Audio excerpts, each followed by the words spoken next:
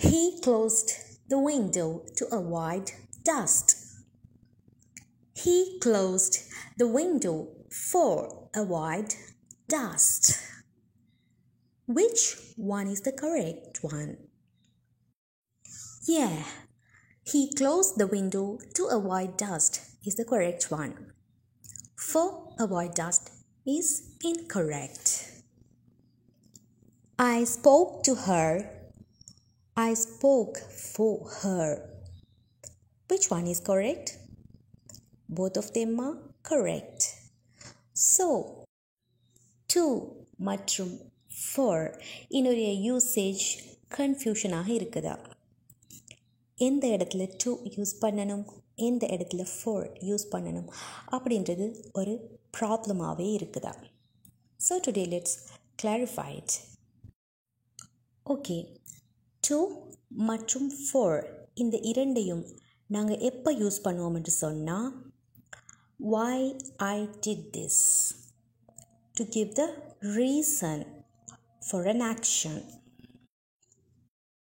ஒரு விடயத்தை நான் எதற்காக செய்தேன் அப்படின்றதுக்கான ரீசன் அல்லது பர்பஸ், அதுக்கான காரணம் அல்லது நோக்கத்தை எக்ஸ்பிளைன் பண்ணுவதற்காகத்தான் to and for என்பவற்றை நாங்கள் யூஸ் பண்ணுவோம். So, look at these example sentences. I bought a new cupboard to arrange my dresses. I bought a new cupboard for my bedroom.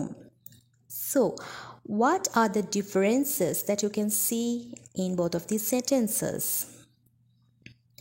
In first one, we have used to arrange my dresses for my bedroom.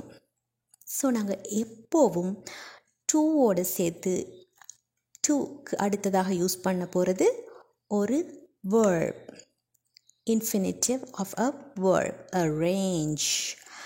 But நாங்கள் ஃபோவோடு use பண்ணுவது ஒரு நவுனாகத்தான் எப்பொழுதும் இருக்க வேண்டும். for my bedroom, என்னோட பெட்ரூமுக்காக நான் கபடை வாங்கினேன்.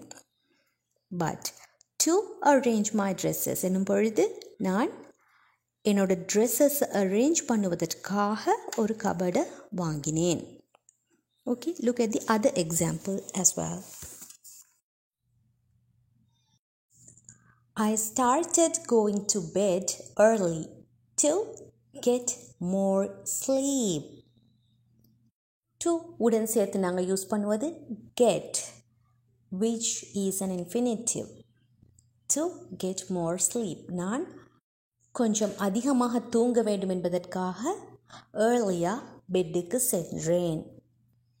Next one, I started going to bed early for my health. என்னோட ஹெல்த்தை கவனித்து கொள்றதுக்காக வேண்டி நான் ஏர்லியாக பெட்டுக்கு சென்றேன். ஓகே, இங்கே for உடன் நாங்கள் யூஸ் பண்ணியிருப்பது ஒரு noun, my health. Okay, but to உடன் யூஸ் பண்ணியிருப்பது ஒரு verb, infinitive of a verb. அதே போல் to யூஸ் பண்ணி நாங்கள் சொல்வது அந்த விடயத்தை நான் ஏன் செய்தேன் அப்படின்றதுக்கான ரீசன். பட் for மூலமாக நாங்கள் சொல்வது அதற்கான ஓவரால் பர்பஸ், என்ன நோக்கத்துக்காக நான் அந்த வேலையை செய்தேன், த ஓவரால் பர்பஸை சொல்வதற்காக நாங்கள் for யூஸ் பண்ணுவோம். See the other example. I went to the mall to buy some groceries. நான் சில groceries வாங்குவதற்காக மால்க்கு சென்றேன். So look here, we have used buy after to. Okay, ஒரு verb யூஸ் பண்ணப்பட்டிருக்குது. Look at the other sentence. I went to the mall for groceries. groceries-க்காக வேண்டி நான் mall சென்றேன். So என்னோட பர்பஸ் groceries, மளிகை பொருட்கள். ஓகே, ஸோ நாங்கள் for இட்க்கு அடுத்ததாக யூஸ் பண்ணுவது ஒரு noun, forடன் சேர்த்து யூஸ் பண்ணுவது ஒரு noun, which is the correct way. So இந்த to for யூஸ் பண்ணும் பொழுது நாம் விடக்கூடிய காமன் மிஸ்டேக் என்னவென்று சொன்னால், I went to the mall for buy some groceries. இவ்வாறாக for உடன் சேர்த்தும் verb யூஸ் பண்ணுவோம். That is a common mistake we can see. So we shouldn't use a verb after for when we saying the reason for an action. See the other example. She started work to earn some extra money. அவள் கொஞ்சம் extra money earn பண்ணுவதற்காக work பண்ண தொடங்கினாள். To earn. Okay, after to we have used a verb. So எப்போவும் நாங்கள் ஒரு வேர்போட infinitive ஃபார்மை தான் யூஸ் பண்ண வேண்டும் with to. அதுக்கு பதிலாக earned, earning இந்த மாதிரி யூஸ் பண்ண முடியாது. Understood? Next one. She started work for some extra money. Okay, that is a noun. Some extra money. Extra பணத்துக்காக வேண்டி அவள் வேலை செய்ய தொடங்கினாள். For some extra money. She cooked to feed her children. Feed, which is a verb. To feed her children. She cooked for her children. Okay, she cooked to feed her children. அவளது குழந்தைகளுக்கு உண்ண கொடுப்பதற்காக சமைத்தாள். She cooked for her children. அவள் தன்னுடைய குழந்தைகளுக்காக சமைத்தாள். I think that it have been clear the major difference between to and for. Next நாங்கள் பார்க்க போகிறது to me என்பதையும் for me என்பதையும் எப்போ யூஸ் பண்ண வேண்டும் என்றது.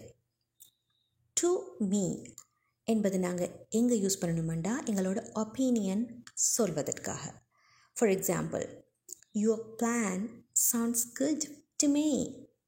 உங்களோட பிளான் எனக்கு நன்றாக இருப்பதாக தோன்றுகிறது. Your plan sounds good to me. என்னோட ஒப்பீனியனை சொல்லும் போது நாங்கள் to me, எனக்கு இது நல்லதாக படுது அப்படின்னு சொல்கிறதுக்கு to me என்று யூஸ் பண்ணுவோம். அதே போல் for me எப்போ யூஸ் பண்ணப்படும் என்றால் ஒரு ஆக்ஷனோட இஃபெக்ட் எனக்கு எவ்வாறாக அமையும் என்று சொல்லும் போது. For example, drinking more water is good for me. எனக்கு நல்லது. நிறைய தண்ணீர் குடிப்பது எனக்கு நல்லது. ஓகே, அப்போ அந்த விஷயத்தோட இஃபெக்ட் எனக்கு எவ்வாறாக இருக்குது ஃபார் மீ.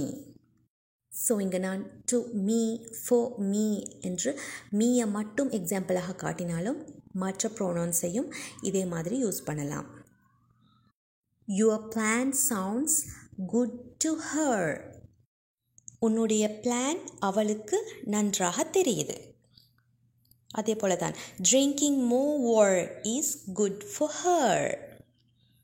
அதிக தண்ணீர் குடிப்பது அவளுக்கு நல்லது. அண்டர்ஸ்டுட்? அதே போல் ஃபார் மீ யூஸ் பண்ணக்கூடிய இன்னும் சில சந்தர்ப்பங்களை பார்க்கலாம்.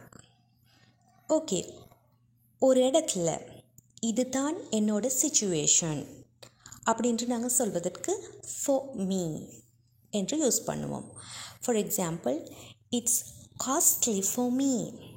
அது எனக்கு விலை கூடியதாக தெரியுது. என்னை பொறுத்தவரையில் அது விலை அதிகம். It's costly for me. That is the situation of my self. என்னோட நிலைமை இதுதான். என்னை பொறுத்தவரையில் இது விலை அதிகம். The food is too spicy for me. எனக்கு இந்த ஃபுட் அதிக ஸ்பைசியாக இருக்குது. That is the actual situation. இந்த மாதிரியான இடங்களை நாங்கள் ஃபார் மீ என்பதை யூஸ் பண்ணுவோம். அதே போல் the food is too spicy for the baby. இந்த மாதிரி ஏனைய ப்ரோனவுன்ஸையும் யூஸ் பண்ணி நாங்கள் பேசலாம். அதே போல தான் டூ சம்திங். ஒருத்தர் எங்களுக்காக ஒரு விடயத்தை செய்கிறார் அப்படின்னும் பொழுதும் நாங்கள் ஃபார் மீ என்று யூஸ் பண்ணுவோம். She did it for me. அவள் எனக்காக அதை செய்தாள். He bought the flower for me. அவன் எனக்காக அந்த மலர்களை கொண்டு வந்தான். ஓகே, ஒருத்தர் எங்களுக்காக ஒரு விடயத்தை செய்யும் பொழுது. Doing something good for us. Next one, doing an action instead of someone. ஒருத்தருக்கு பதிலாக இன்னொருவர் ஒரு வேலையை செய்யும் பொழுதும் for அப்படின்றத நாங்கள் யூஸ் பண்ணுவோம். See the example. Don't answer the questions for me. எனக்காக கொஸ்டின்ஸை ஆன்சர் பண்ணாதீங்க. ஓகே, அதே மாதிரி don'ts answer the questions for her. அவளுக்காக கொஸ்டின்ஸை ஆன்சர் பண்ணாதீங்க, அவளே ஆன்சர் பண்ணட்டும் என்பதாக. இந்த மாதிரியாக ஒருத்தருக்கு பதிலாக இன்னொருத்தர் ஒரு வேலையை செய்யும் பொழுதும் நாங்கள் for யூஸ் பண்ணுவோம். doing something instead of someone. நாங்கள் ஆல்ரெடி இந்த வீடியோவில் பார்த்தோம் எப்படின்னா, ஒரு ஆக்ஷனுக்கான பர்பஸை சொல்லும் பொழுது ஃபோர்டு சேர்த்து ஒரு நவுனை யூஸ் பண்ணுவோம் அப்படின்பதாக. பட் நாங்கள் உடன் சேர்த்து ஒரு வேர்போட ஐஎன்ஜி ஃபார்மையும் யூஸ் பண்ணலாம். எப்போண்டா when we talk about the function of something, some object. ஓகே, ஒரு பொருளோட ஃபங்க்ஷனை பற்றி பேசும் பொழுது நாங்கள் for plus ING of the வேர்பை யூஸ் பண்ணலாம். See the examples. This room is for storing things. இந்த ரூம் பொருட்களை ஸ்டோர் பண்ணுவதற்கானது. ஓகே, அப்போ அந்த ரூமோட ஃபங்க்ஷன் என்ன அப்படின்னு நாங்கள் சொல்லும் பொழுது for உடன் சேர்த்து verb plus ing யூஸ் பண்ணலாம். The library is for reading, not talking. The library வாசிப்பதற்கானது, பேசுவதற்கான இடம் அல்ல. ஸோ ஓகே, the libraryயோட ஃபங்க்ஷன் என்ன? That is for reading. The oil is for cooking. The oilோட ஃபங்க்ஷன் என்ன? cooking. ஸோ ஒரு ஆப்ஜெக்டோட ஃபங்க்ஷனை பற்றி நாங்கள் பேசும் பொழுது for என்பதோடு சேர்த்து verb plus ing யூஸ் பண்ணலாம். அடுத்ததாக to யூஸ் பண்ணக்கூடிய இன்னொரு இடம் என்னண்டா, to say about the destination. நான் இதை நோக்கித்தான் என்னோட இந்த வேலையை செய்து கொண்டிருக்கிறேன். For example, let's go to my house later. வீட்டை நோக்கி நாங்கள் போக போகிறோம், அது ஒரு destination. Okay, let's go to my house.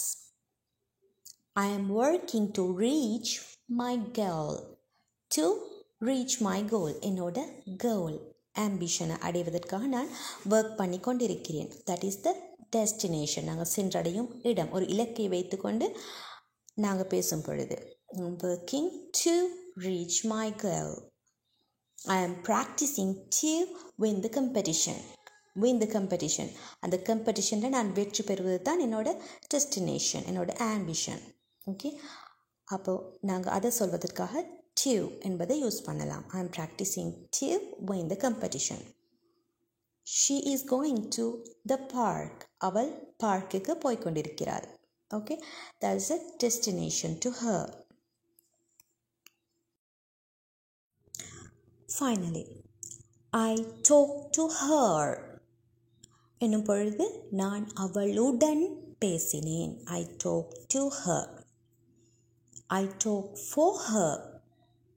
என்னும் பொழுது நான் அவளுக்காக பேசினேன். I talk for her.